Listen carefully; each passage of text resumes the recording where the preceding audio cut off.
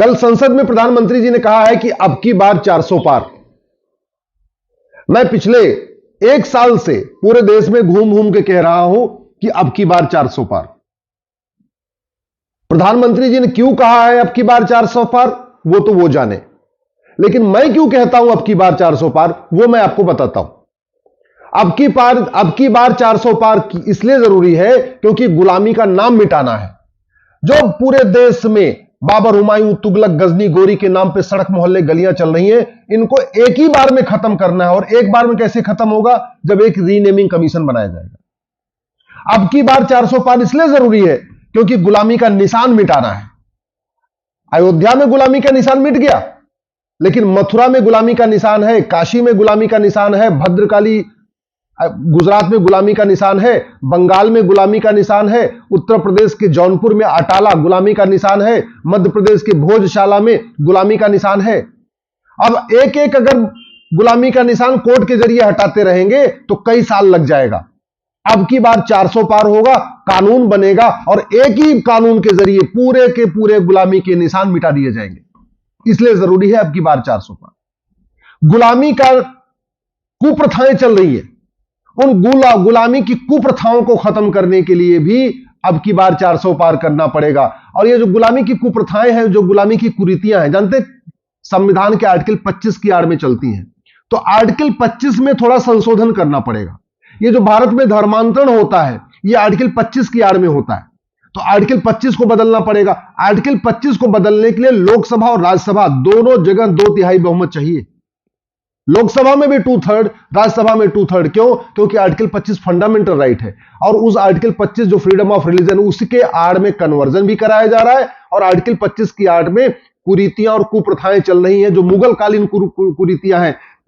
3 तलाक, हलाला, मुता, मिस्यार, तहर्रुस, तलाके हसन, तलाके बाइन, तलाके किनाया, ये सारी कुरीतियां अगर खत्म करना है, आर्टिकल 25 को बदलना पड़ेगा। आर्टिकल 25 में संशोधन करने के लिए अब की बार 400 पार करना पड़ेगा। यह गुलामी की शिक्षा व्यवस्था चल रही है। यह मदरसे, यह भारत की शिक्षा व्यवस्था नहीं है, गुलामी की है। यह मिशनरी स्कूल कहां की शिक्षा व्यवस्था है? गुलामी की। और चलते कैसे है? आर्टिकल 30 से, संविधान के आर्टिकल 30 से। अब आर्टिकल 30 में संशोधन के लिए लोकसभा राज्यसभा में 2/3 बहुमत चाहिए, इसीलिए अब की बार 400 पार जरूरी है। गुलामी की चिकित्सा व्यवस्था चल रही है, जो भारतीय चिकित्सा व्यवस्था है, योग, आयुर्वेद, नेचुरोपैथी, इसको खत्म करने के लिए नेहरू जी ने 1955 में कानून बनाया था। उस कानून को बदलने के लिए, उस कानून को खत्म करने के लिए और भारतीय चिकित्सा को बढ़ाने के लिए, आयुष को बढ़ाने के लिए भी आपको अब की बार 400 पार चाहिए। इसी तरीके से गुलामी की दंड व्यवस्था चल रही है। वैसे तो नया कानून आ चुका है, लेकिन मेरा यह मानना है जितने भी अपराध और भ्रष्टाचार के कानून है, इसका एक कानून होना चाहिए, one nation one penal code. यानी घूसखोरी, जमाखोरी, मिलावटखोरी, कालाबाजारी, नशा तस्करी, मानव तस्करी, सोना तस्करी, चंदन तस्करी, घुसपैठ, धर्मांतरण, जिहाद, मजहबी उन्माद, पत्थरबाजी, सब के लिए एक कानून। और कानून कैसा कि जो अपराध करेगा उसकी 100% प्रॉपर्टी जब्त होगी, उसको कम से कम 50 साल की सजा मिलेगी और उसकी नागरिकता खत्म होगी।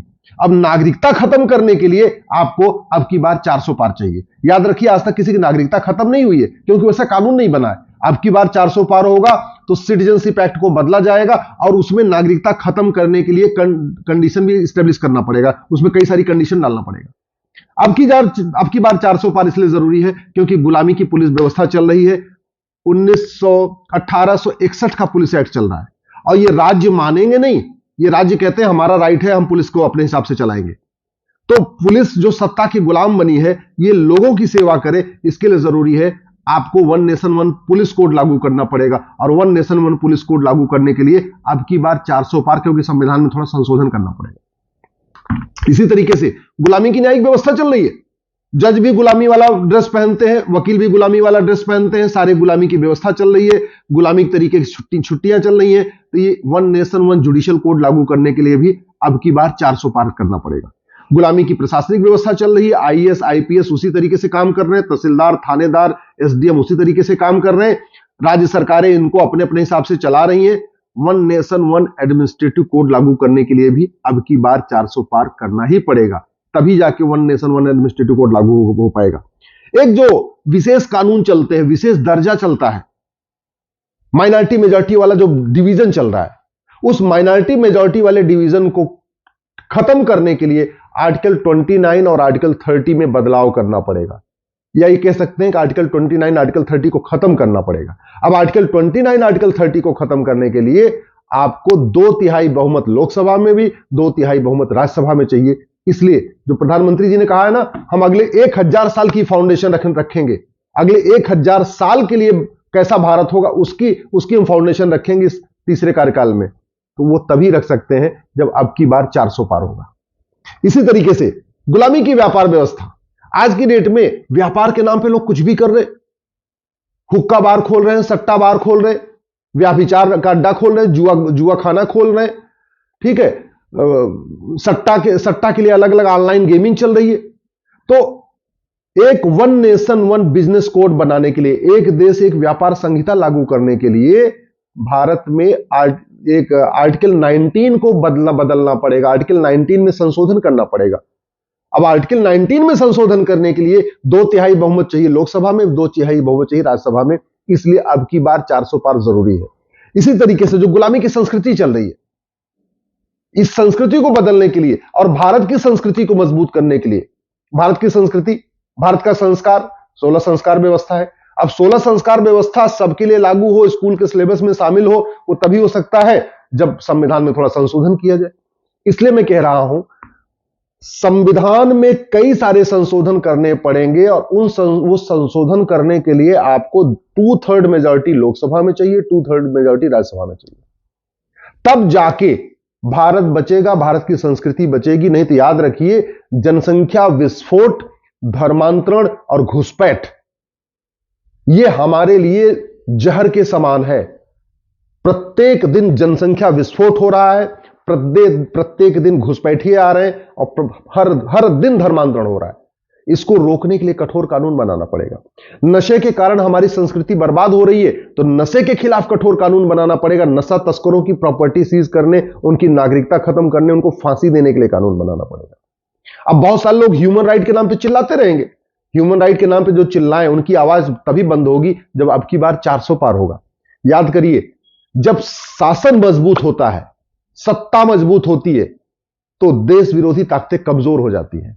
धर्म की जय करने के लिए अधर्म का नाश करना जरूरी है, और अधर्म का नाश करने के लिए कठोर कानून जरूरी है, और कठोर कानून तब बनेगा जब अब की बार 400 पार होगा। धर्म की जय हो, अधर्म का नाश हो, प्राणियों में सद्भावना हो। प्राणियों में सद्भावना स्थापित करने के लिए मदरसा और मिशनरी जो स्कूल है इनको बंद करना पड़ेगा। मदरसा और मिशनरी स्कूल बंद करने के लिए आपको संविधान में संशोधन करना पड़ेगा, और वो भी 2/3 बहुमत चाहिए वहां पे।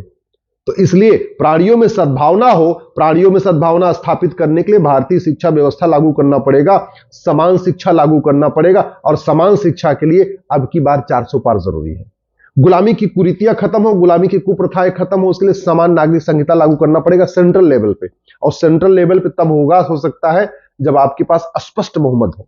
इसी तरीके से समान शिक्षा, समान चिकित्सा, समान नागरिक संहिता, समान दंड व्यवस्था, समान धर्मस्थल संहिता। अभी देखिए आज की डेट में मठ मंदिर सरकार के कंट्रोल में है, मजार दरगाह मस्जिद सरकार के कंट्रोल में नहीं। वो कैसे?